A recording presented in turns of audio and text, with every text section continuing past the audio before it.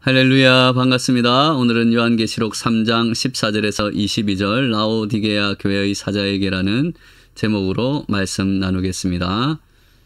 우리 볼지어다 찬양으로 하나님께 나아가도록 하겠습니다.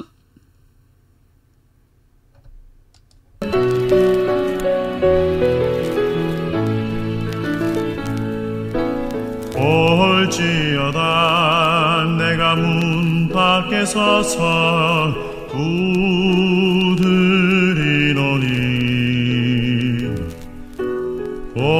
볼지어다 내가 문 밖에 서서 두드리노니 누구든지 내 음성 듣고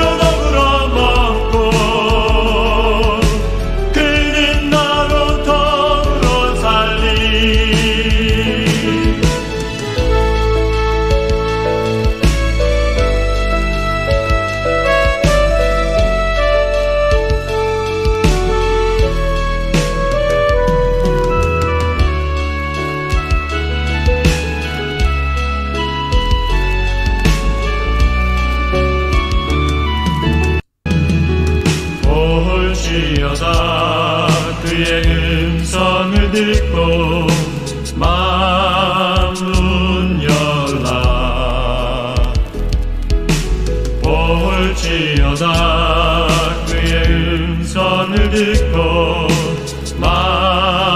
문 열라 주의 크신 사랑을 믿고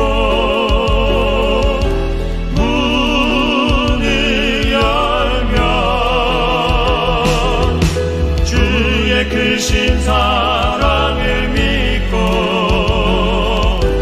문을 열면 나의 하나님 생명의 반석 되시니 나와 항상 함께 하시리 나의 하나님 생명의 반석 되시니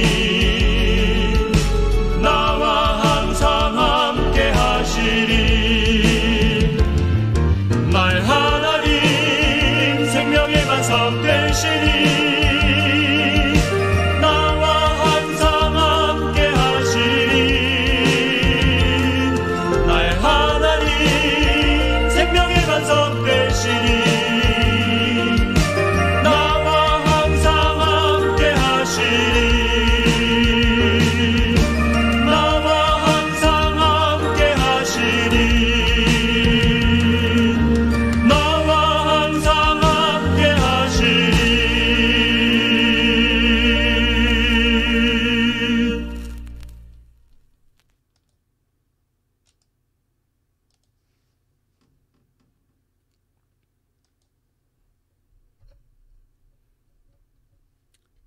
할렐루야. 오늘 요한계시록 3장 14절 22절 말씀 같이 읽도록 하겠습니다. 요한계시록 3장 14절에서 22절까지 말씀.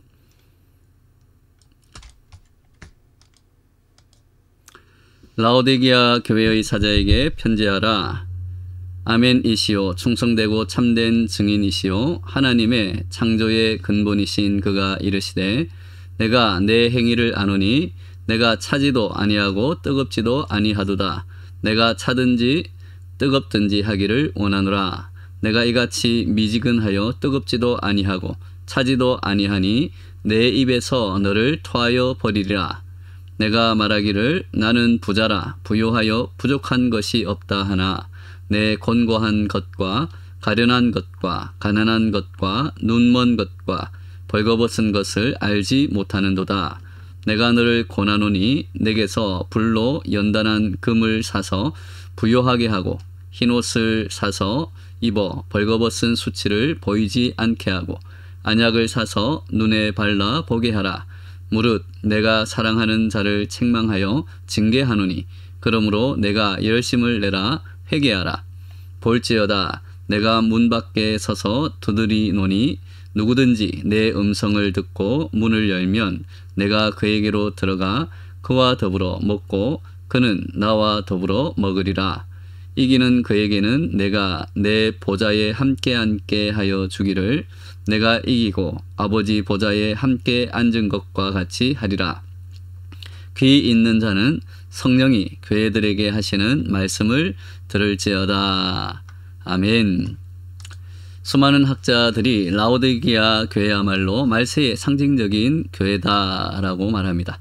라오디게아 교회가 책망받을 수밖에 없었던 이유는 무엇입니까?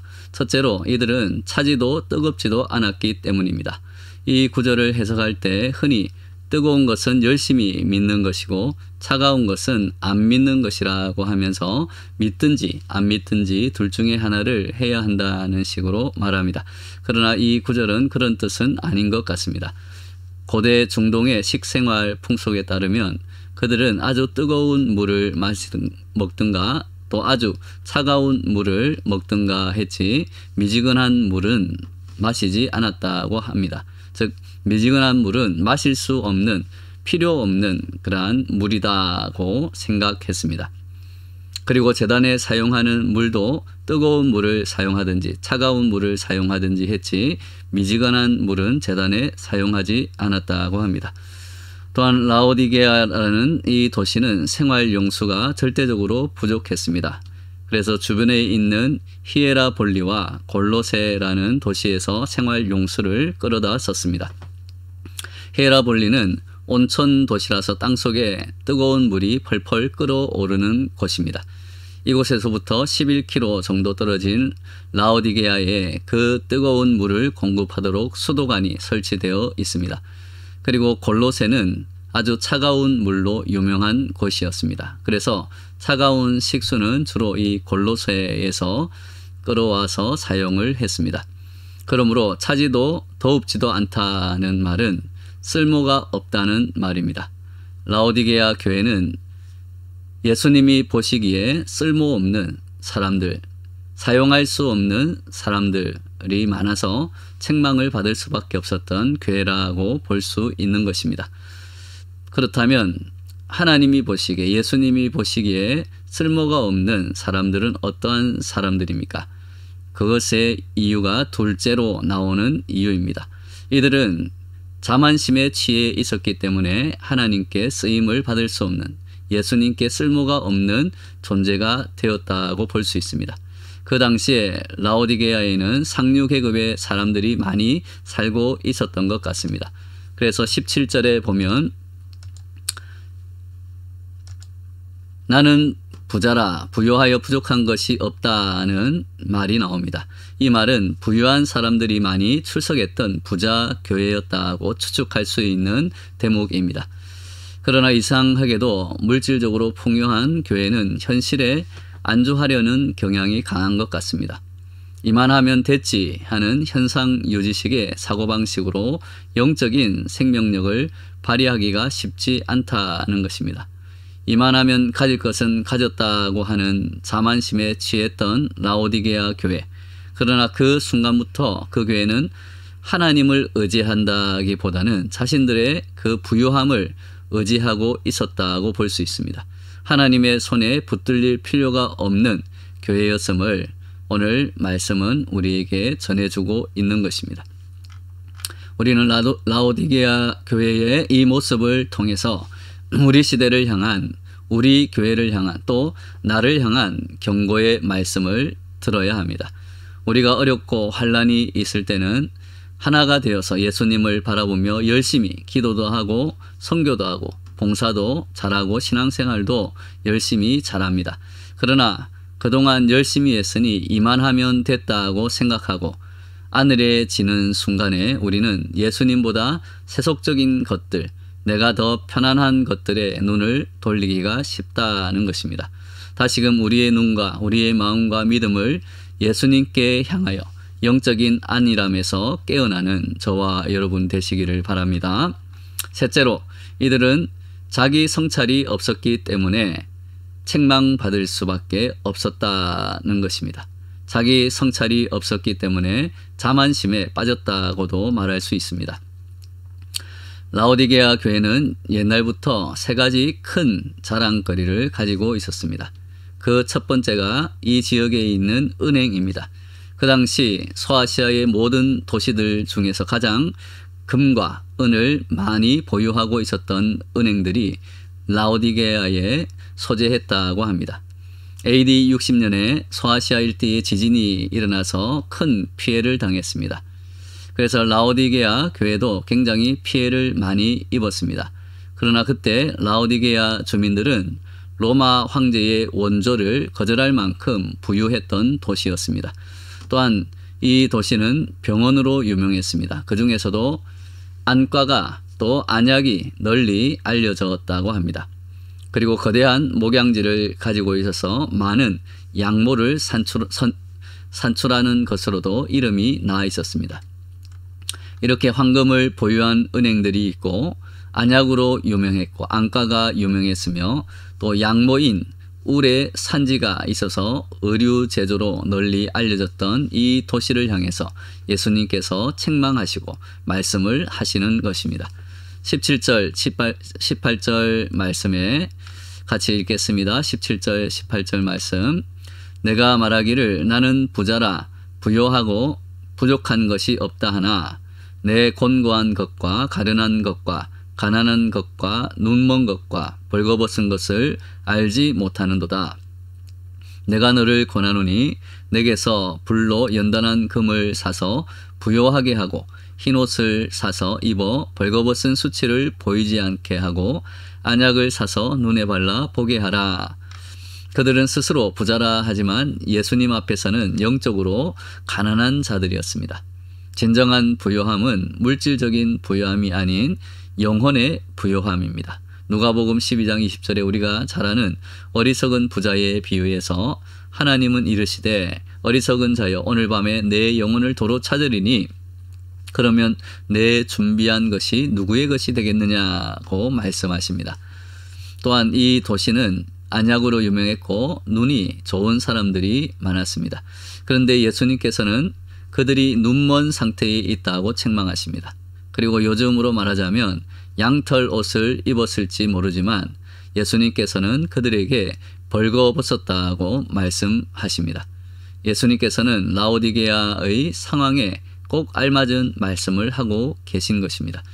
그래서 예수님을 14절에 보면 아멘이시요 충성되고 참된 증인이시요 하나님의 창조의 근본이신이라고 묘사합니다. 예수님의 말씀은 무조건 옳다는 말씀입니다.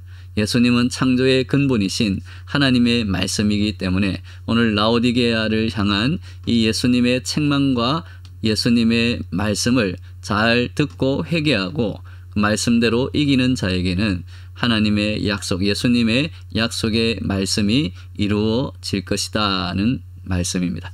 우리는 예수님의 말씀 앞에서 자기 자신을 정확하게 들여다보는 자기 성찰이 필요합니다.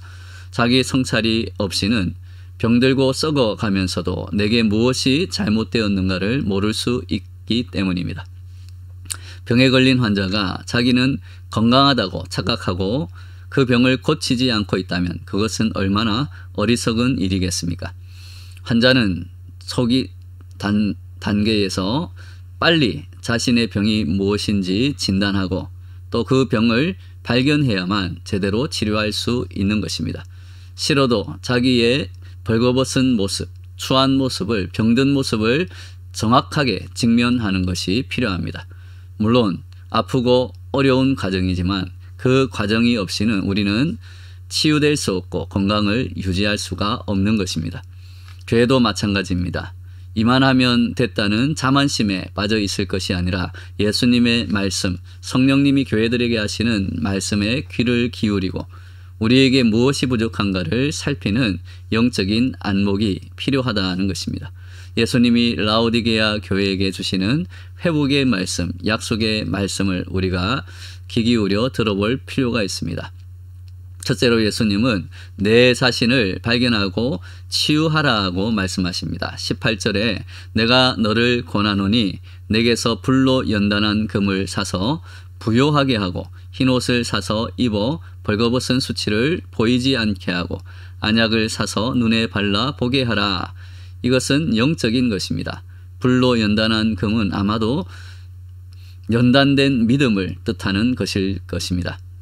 믿음에서 진정으로 부요한 자가 되고 흰옷을 사서 입음으로써 벌거벗은 것을 보이지 않게 하라고 합니다. 흰옷은 주님의 성결의 옷, 의의 옷을 가리킵니다. 또 안약을 사서 눈에 발라 보이게 하라고 말씀하셨습니다.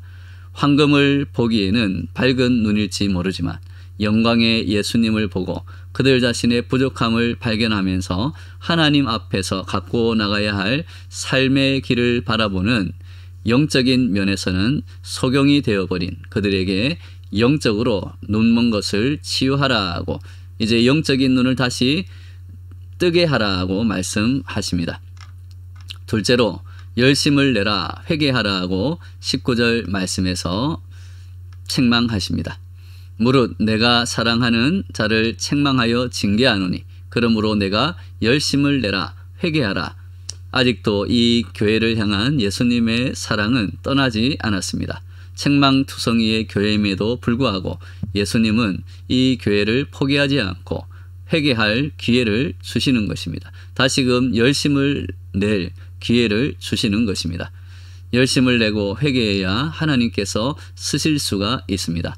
회개하여 예수님께로 돌아서서 열심히 예수님의 일을 하기 원하시고 열심히 순종하기를 원하시고 열심히 섬기기를 원하시는 그 예수님의 마음이 담긴 말씀입니다. 그리고 그러한 회개와 돌아서서 열심을 내는 자를 통해서 예수님은 하나님의 영광을 나타내실 수 있는 것입니다. 마지막으로 예수님의 약속의 말씀이 또 주어집니다. 첫째로 예수님께서는 20절에 교제를 약속하였습니다. 20절에 볼지어다 내가 문 밖에 서서 두드리노니 누구든지 내 음성을 듣고 문을 열면 내가 그에게로 들어가 그와 더불어 먹고 그는 나와 더불어 먹으리라. 여기서 먹는다는 것은 서로 교제를 나눈다는 것입니다. 만약 그리스도인들이 자기 만족에 빠져서 예수님과의 사귐을 등한히 함으로써 점차 예수님과의 사이가 멀어진다면 자연히 예수님과의 영적인 교제가 끊어집니다. 예수님이 문 밖에 있는 것이나 같습니다. 예수님과 상관없이 살아가는 것과 마찬가지입니다. 그와 더불어 먹고 그는 나와 더불어 먹으리라. 예수님을 영접하고 늘 예수님과 동행하고 예수님과 함께 교제하며 걸어가며 예수님께 기도하며 예수님으로부터 오는 말씀과 은혜와 생명으로 살아가기를 그리고 하나님 나라를 위하여 함께 일해 가기를 원하신다는 것입니다. 둘째로 예수님께서는 아버지의 보좌에 함께 앉게 해 주시겠다고 21절에 말씀하십니다. 21절에 이기는 그에게는 내가 내 보좌에 함께 앉게 하여 주기를 내가 이기고 아버지 보좌에 함께 앉은 것과 같이 하리라고 말씀하십니다. 동양에서 주로 볼 수 있는 광경입니다. 옛날 중동에서도 왕의 보좌 옆에는 가장 큰 공을 세운 신하를 앉히는 자리가 있었다고 합니다. 거기에 앉는 신하는 생애 최고의 특권을 누리는 것입니다. 이와 비슷하게 하나님 아버지의 보좌에 함께 앉는다는 것은 하늘나라에서 하나님과 영원토록 교제하리라는 의미입니다. 예수님은 이 땅에서도 영원토록 예수님과 함께하며 예수님의 인도 앞에 민감하게 반응하는 사람들을 통해서 자신의 일을 펼치시고 일을 행하십니다. 열심과 충성을 잃어버린 교회는 예수님의 마음을 불편하게 할 뿐입니다. 물질적 풍요와 안일한 삶은 우리가 경계해야 할 영적인 장애물이 될 수도 있습니다. 세속적 부요 속에서 우리의 마음이 둔해지고 미지근해지지는 않았는지 우리는 오늘 말씀을 통해서 우리들을 살펴보아야 합니다. 우리 모두 우리의 영혼이 우리 주님을 마음을 다해 뜨겁게 사랑하도록 가난한 심령 안에 예수님을 초청해야 합니다. 다시금 회개하며 열심을 내어서 하나님의 구원사역에 꼭 필요한 성도와 교회로 쓰임받고 아버지 보좌에 함께 앉는 것과 같은 영광을 누리게 되기를 예수님의 이름으로 축원합니다. 아멘.